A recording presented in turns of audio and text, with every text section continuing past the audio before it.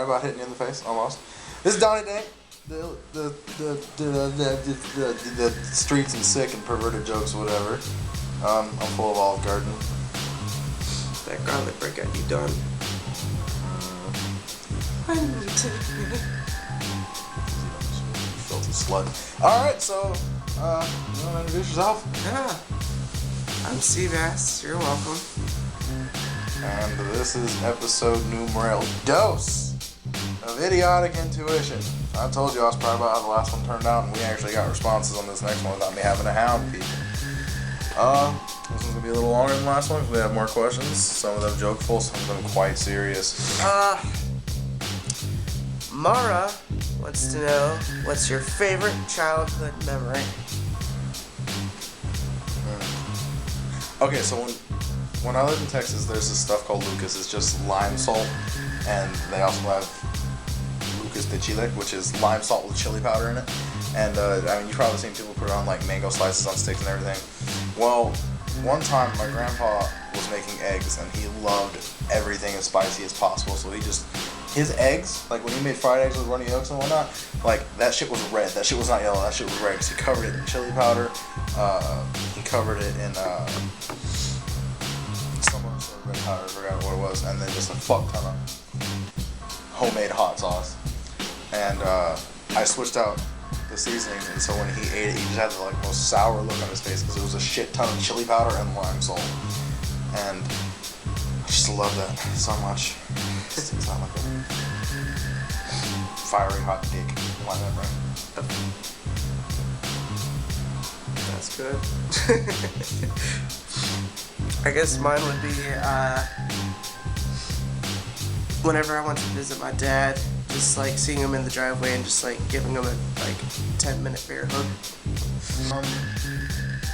Mara also wants to know, what are our views about the Black Lives Matter activists?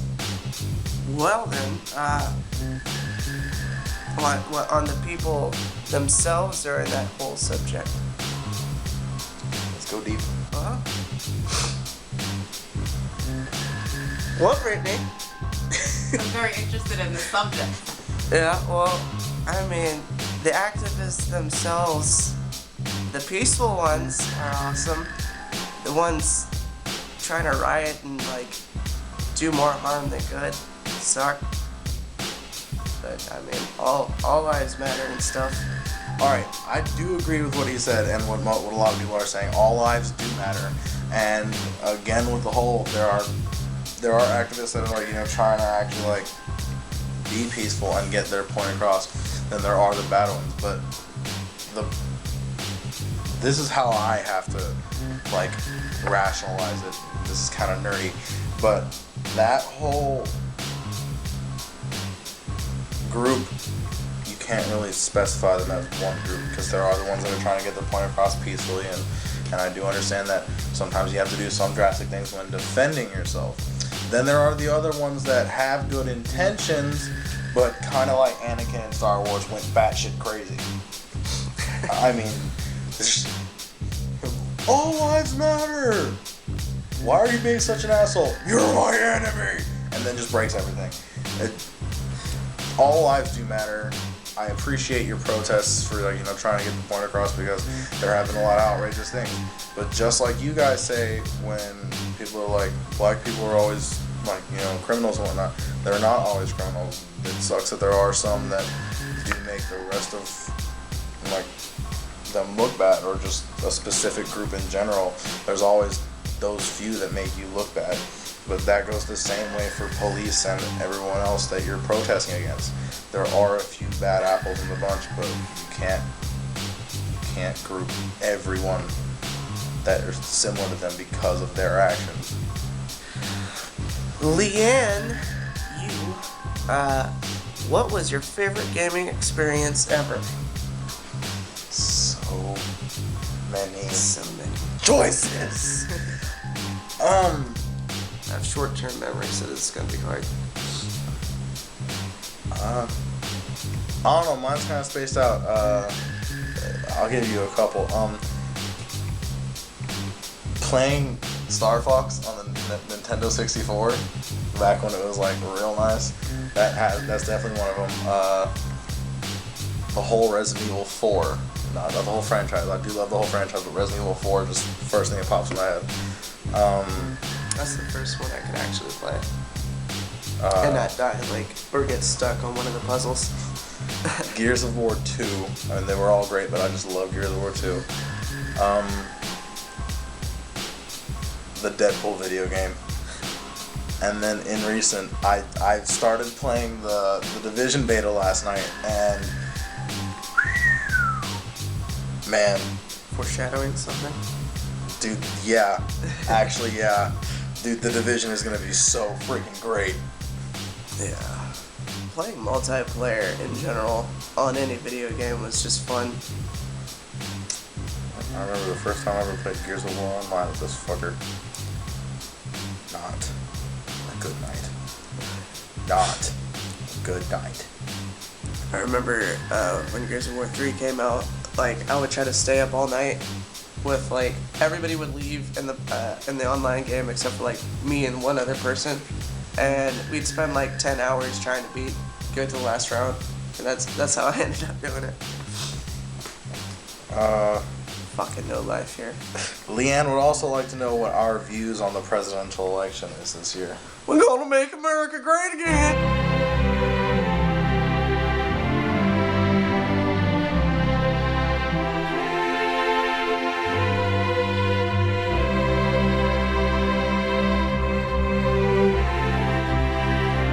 Good God. I mean, okay, personally, I don't really like Trump. And it's not because I'm Hispanic. I honestly just do not like him based on his views in the election. I have never really liked him based on what I know of him as a person. Although I can't say he's honestly just a bad person because I don't know the guy personally. I just know everything that I've seen in the media and whatnot. But honestly, what if Trump isn't a bad guy? What if he's a good guy being controlled by a horrible hairpiece? And, I mean, I like Bernie. He wants to send me to college for free, and that sucks because I'm not in college right now. I really wanted to be, but I couldn't afford it. But then how is he supposed to pay for all this free college and stuff? And then I don't really like Hillary, and it's not because she's a woman, and it's not because of Bill Clinton. I just don't really like Hillary. She's kind of in the same boat as Trump with me right now. I can't say she's a bad person because all I know is what I've seen in the press. I don't know her as a person, but I don't want her to be president.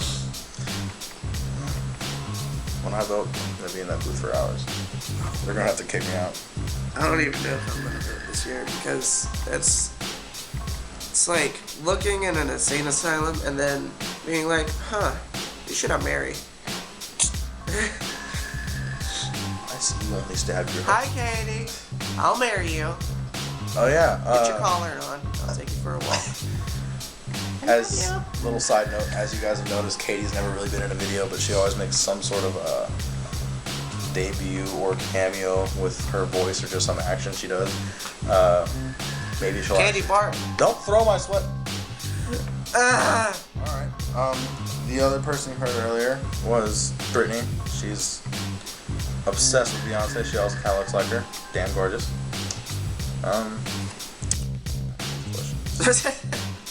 Kinda got sidetracked there. Well, I mean, I felt the need to address them. I like to, like, I'm looking at the camera, but it also looks like I'm looking directly at you.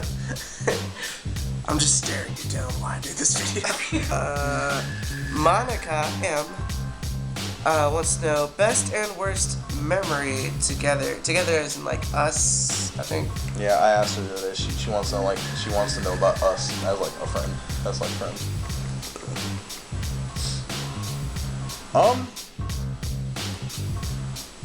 I mean, me and him got really, really close. Like, I would literally do anything with this kid. He's just as much family to me as my legitimate blood family, if not more, because I'm not that close to a lot of my family. But, best memory. Better be good, bitch. God, alright, so I can't even narrow it down to one thing. But when we first initially lived together, because we've lived together like 2 or 3 times by now, but when me, him, and his mom initially lived together for the first time, Sebastian had this, he still does have this ungodly collection of Xbox 360 video games. And every time he got mad at one, or every time he just looked through his book and remembered that it was one he didn't like he played once or twice, he took it out and chucked that shit against the wall. Well, he especially didn't like Fable 3, shattered that and set it on fire. Then there was this one game called Vampire Rain, where you go through these sewers and whatnot, and you finally get to a vampire, and all you have is this pistol, and you cannot kill the vampire with just a pistol. But it didn't give him another gun, and there's three friendly people like on your team on the other side of this fence they could obviously shoot through. That didn't help him at all. He played it once, didn't play it for years. I played it the first time.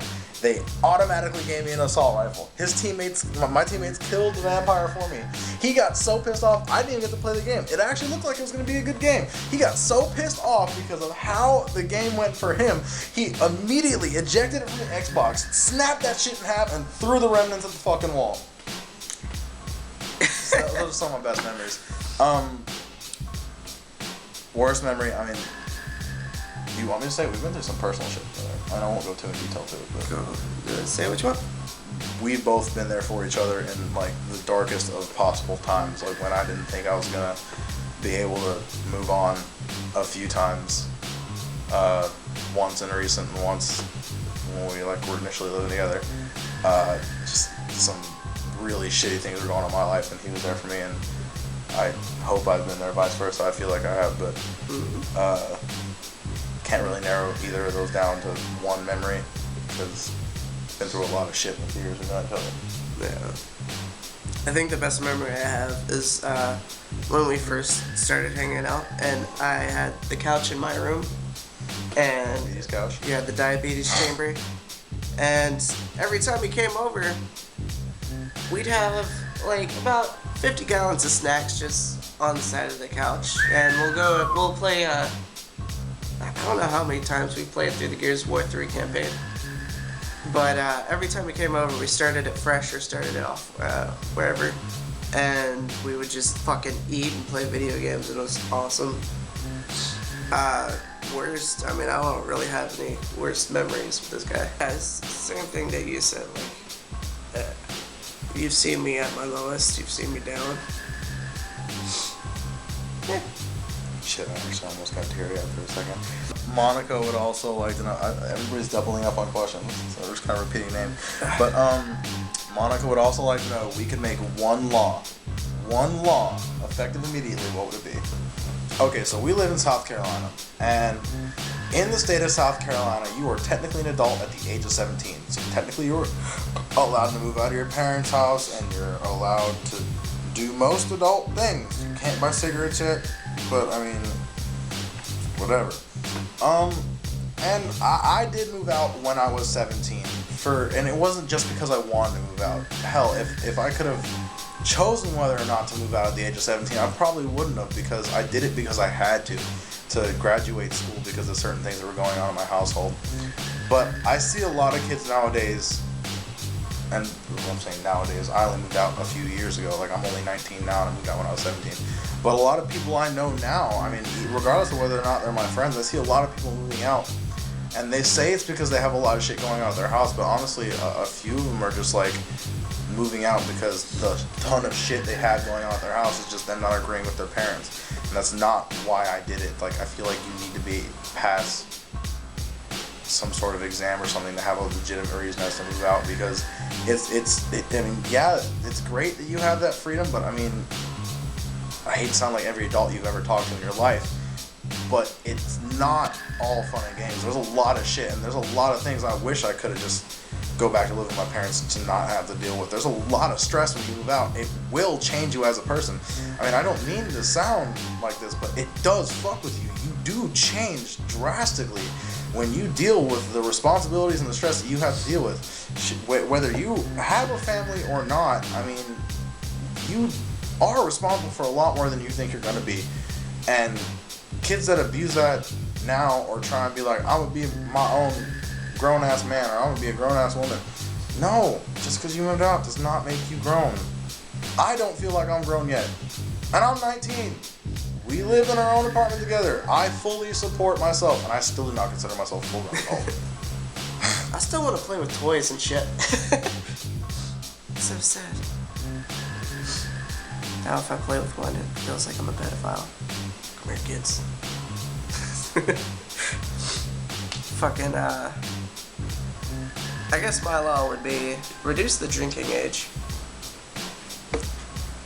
I agree with that. I mean, a lot of people use this, but then again, it is also very valid. If you can enlist in the military to use explosives, small arms, high caliber weapons, big ass vehicles that aren't even legal in most states, in other countries, and you should let me have a fucking beer. If I join the military and I'm out in Iraq and you tell me I cannot have a beer, I might just shoot you.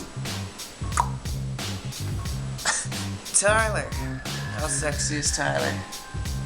Alright, just to let you guys know, this guy he's one of our friends. He's also one of our roommates. He decided to take advantage of the fact that I asked him to post some questions for us. So he posted a couple that are actually worth answering and a couple that are stupid. One of them being how sexy he is. Now, I told him what my answer was going to be, so I'm going to stay true to that. Tyler, although I know how old you are and I know you are a year older than me, your Facebook profile picture is you at 8 years old. So me answering how sexy I think you are feels very weird and illegal. I'm not going to answer how old you are with your Facebook profile looking like you're a child. I'll let you play with my toys.